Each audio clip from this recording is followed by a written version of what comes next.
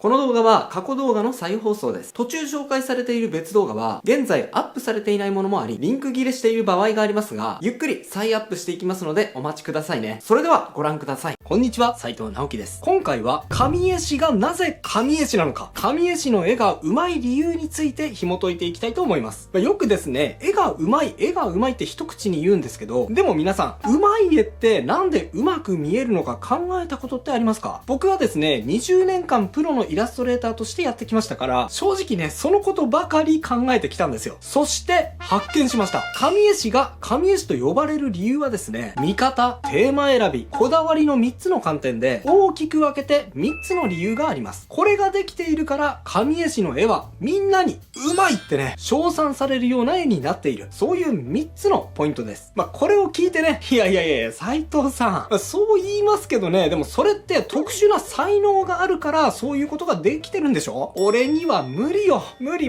どうせ無理。ってね、そんな風に早速思っちゃった人がいるかもしれませんが、それ完全に間違ってますよ。今回紹介するポイントは、特殊な才能なんて一切関係ありません。聞けば誰でも取り入れられることだったりします。ある程度努力は必要ですよ。それはそうなんですが、でも何もですね、特殊な能力がなければ実現できないことではないんです。この動画を見ていただければ、俺も神絵師になってみんなにすごいって思われるような絵が描きたい。みんなを引きつけられるような魅力的な絵が描けるようになりたいの。そんな目標を達成するための大きな足がかりにしていただけると思います。ぜひ最後までお付き合いください。それではもう早速もったいぶらずに結論言っちゃいます。神絵師の絵が神絵師たるゆえん。それは、神絵師は面を意識して描いている。見方のポイント。神絵師は1枚の絵で1つだけ伝えている。テーマ選びのポイント。神絵師は完成度ではなく良さに正直。こだわりのポイント。この3つのポイントを実現できている絵に、僕らは強く引きつけられる傾向があって、そういう絵を見るとね、めっちゃいい神絵やって思ってしまうと思うんです。順番に分かりやすく解説していきますね。神絵師は面を意識している。見方のポイント。まず最初に僕が感じる神絵師と呼ばれる人たちの絵の素晴らしさはですね、まるでそこにいるようだというような存在感を感じることにあります。まるでそこにいるようだから、すごいってね、直感的に思わせられると思うんです。例えばこちらのイラスト、鏡さんという方が描いたホロライブの宝生マリン船長のイラストです。足を組んで座るマリン船長の色っぽさ、そして挑発的な表情や仕草がとてもよく表現されているイラストだと思うんですが、これをイラストレーターのイクシーさんが添削したイラストがこちらです。お二人にはね、今回動画にするということをお話しして、皆さんのためになるのであればということで、心よくご快諾いただけました。鏡さん、イクシーさん、ありがとうございます。でね、元のイラストと添削後のイラスト、見比べてみるとわかると思うんですが、添削後の方が元のイラストの可愛さや色っぽさがさらに引き出されたような感じがしますよね。イクシーさんプロのイラストレーターですからね、当然ね、いろいろなテクニックがこのイラストには込められているんですが、なぜこのイラストがここまで良くなったと感じるようになったのか。それはものすごく大きな部分で言うと、キャラクターを面で捉えているからという理由が大きいと思います。元の鏡さんの絵はですね、表情も仕草も魅力的ですが、面という観点で見た時に、全てのパーツを正面から捉えて、一面的に捉えて描いているんですね。ほら、顔も正面ですし、体も正面です。腕も正面で、足に関してはね、ここは少し面が意識されていますが、椅子についても正面です。ほぼ全部ね、正面の印象になっちゃってるんですね。これね、別に悪いことじゃありません。キャッチーな印象にしようと意識すると、正面から描くのってめちゃめちゃキャッチーになりますから、こうなるのはね、当然といえば当然なんですね。事実ね、すごく可愛い印象を鏡さんは作り出すことに成功しています。ただですね、これをプロのイラストレーターが描き直すとどうなるのかっていうと、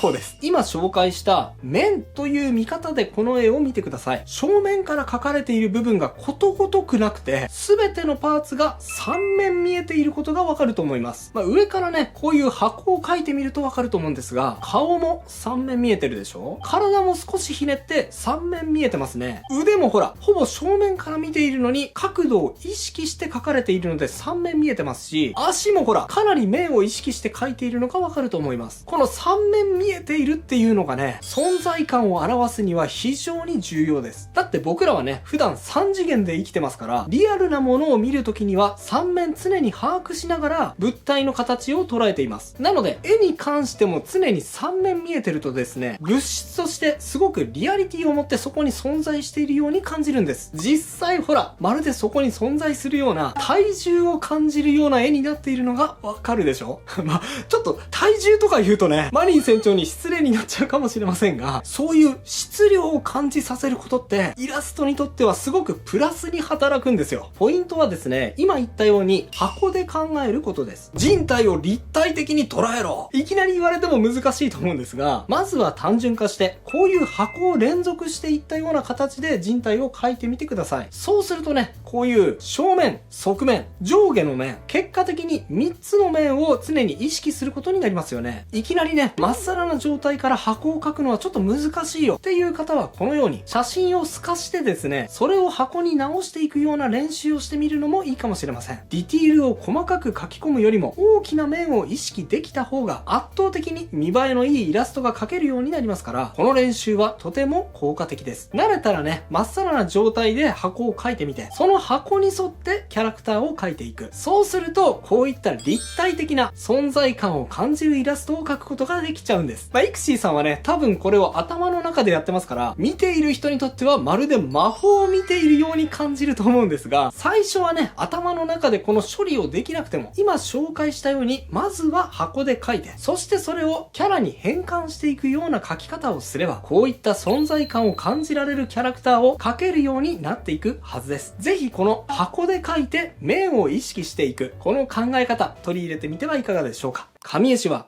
1枚の絵で1つだけ伝えているテーマ選びのポイント。そして次に紹介するポイント。それはテーマ選びのポイントです。テーマ選びは絵作りにとってとっても大事な要素の一つですね。僕らはですね、頑張って絵を描こうとするとついつい自分が良いと思っていることを全部1枚に詰め込もうとしてしまうと思うんですが、ブブー。これ完全に間違ってます。なぜかというと、1枚の絵で伝えられるテーマは原則的には1つだけだからです。実際にね、あなたが良いと感じた絵があったら、それを見比べていってみてください。ほとんどの場合には、その絵は一つのことしか言っていないと思います。体の前で武器を構える男性のかっこよさ、はつらつとした表情で水際で飛び跳ねる少女の美しさ、大きな体をうねらせて襲いかかるドラゴンの迫力。一枚の絵で伝えられるメッセージは原則的には一つが鉄則です。なぜならそれは受け手側の問題です。もしね、受け手側がすごく積極的な人で、絵にものすごく興味があって、見ようとしてくれる人であれば、一枚の絵に何個ものテーマが散りばめられていたとしても、それを積極的に探し出して全部受け取ってくれるかもしれません。ですが、そうはなりません。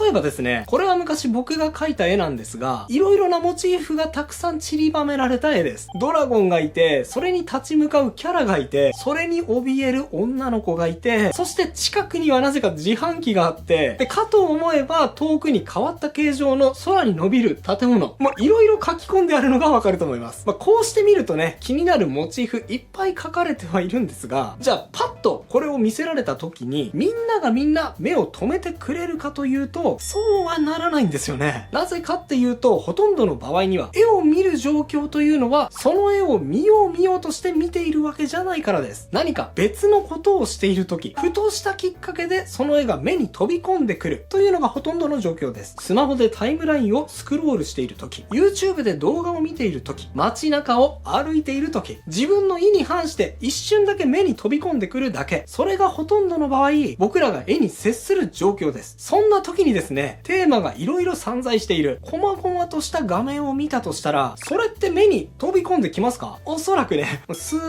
クロールしちゃうんじゃないでしょうか。でも一つだけのテーマに絞ってドーンとダイナミックに表現されていたとしたら、もしかしたらね、その絵はあなたの気を引くかもしれません。例えばね、こちらは僕の昔の二次創作の絵ですが、これは結構 Twitter では話題にしていただいた作品です。シンプルにね、キャラクターの可愛さに焦点を当てた作品なので、それが多くの人の興味を引きつけられたんだと思います。多分ね、こういうこと皆さんにもあったと思うんですよ。スマホでタイムラインをスクロールしている時、一瞬ね、パッと目に映った絵、そのままスクロールしちゃったんだけど、1秒後2秒後、あれ？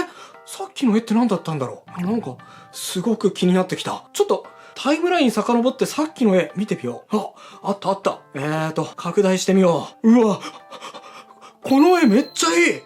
めっちゃいい。そんなこと。これができたらね、もう絵描きは勝ちです。どうしても気になっても時間を割いてでももう一回見てみたい。そう思わせられるような絵。そんなの描きたいですよね。皆さんもそういう絵に出会ったらまじまじと見てみてください。きっとね、この法則に当てはまっているはずです。よく見ると色々な良さは発見できると思います。ですが、あなたの心を奪ったその作品は、つまるところ一つのテーマしか表現していないはずです。まあね、例外はありますよ。例えばそういう人間の心の動きをあえて知った上で一つの画面に何個ものテーマを散りばめて、それでもなお目に留まる作品を実現してみせた横尾忠則さんという方とか、同じモチーフをね、多角的に動画的に捉えてね、それを無理やり一枚の絵に収めてみせたピカソのキュビズムの作品とかね、そういう例外はあるんですが、そういう表現をするにしても、まずはこの大前提、一つのテーマに絞った方が人の心はつかまれる。そういう人間の習性を抑えておく必要があります。まあ、テーマが一つって言われるとちょっと難しいかもしれませんが、言い換えるとですね、その絵を一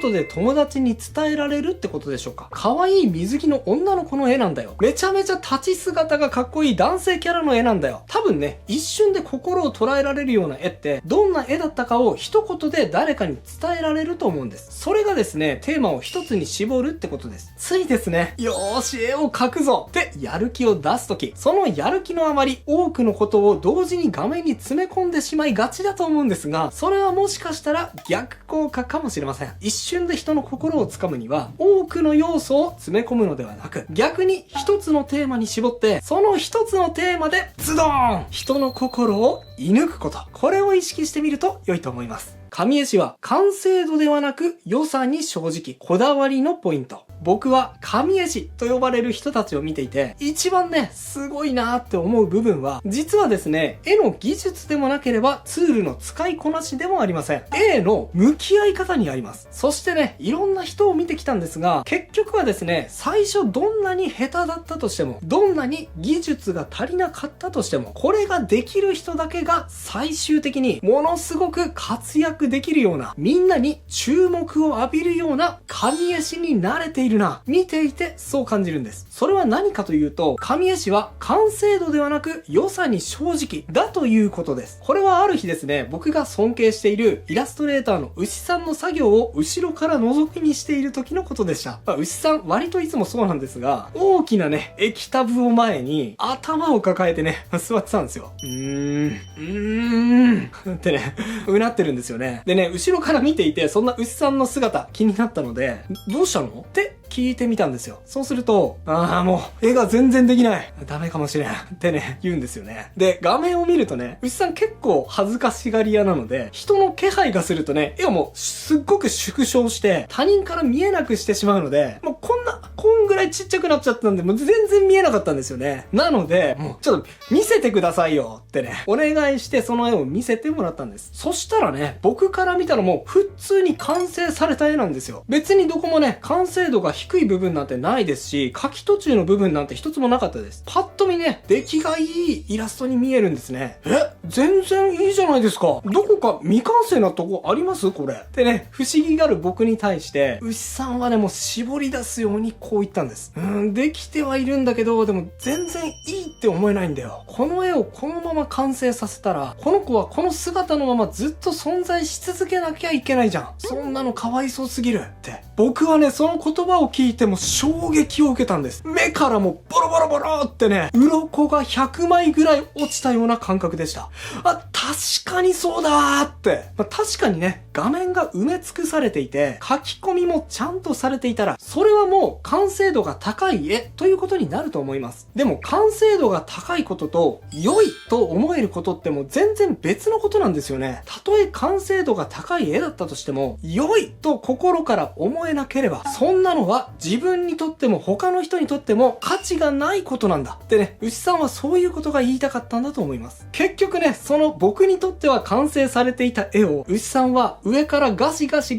直していって、最終的にはもう完成だと思えるような絵にさらに1日かけて、それまでよりも魅力的な絵に仕上げていきました。そしてね、そのキャラの絵、とあるゲームのガチャでリリースされるようなキャラクターの絵だったんですが、そのタイミングでリリースされた他のどのキャラクターのイラストよりもめちゃめちゃ人気を獲得していたんです。僕はその光景を目の当たりにしていて、ああそうか、絵は完成度じゃないんだ、絵は良さなんだ、完成度は確かに大事だけど、でもそれに頼ってしまったらダメなんだ。最終的にはこの絵はいい。まずは作者がごまかしなく思えること。そこにここまで真剣に向き合えないと、神絵師なんて呼ばれる存在には到底なれないんだってね、ものすごく実感させられた出来事だったんです。皆さんは自分の絵に対して良いと心から思えるまで向き合っているでしょうか？良いと思えない時には良いと思えるまで修正するようなことってできているでしょうか？これってね、当然のことのように聞こえるかもしれませんが、自分ごととなるとね、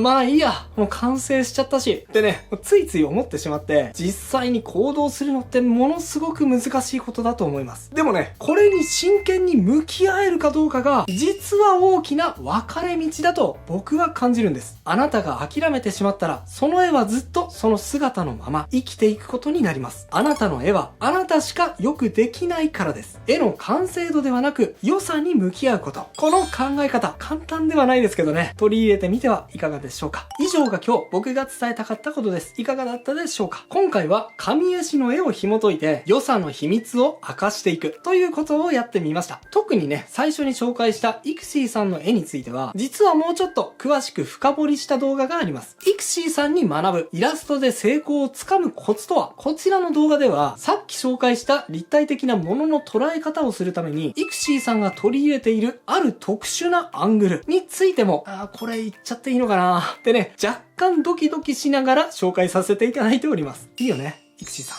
はい。興味がある方はこちらも合わせてチェックしてみてくださいね。それではまた次回の動画でお会いしましょう。バイバイ。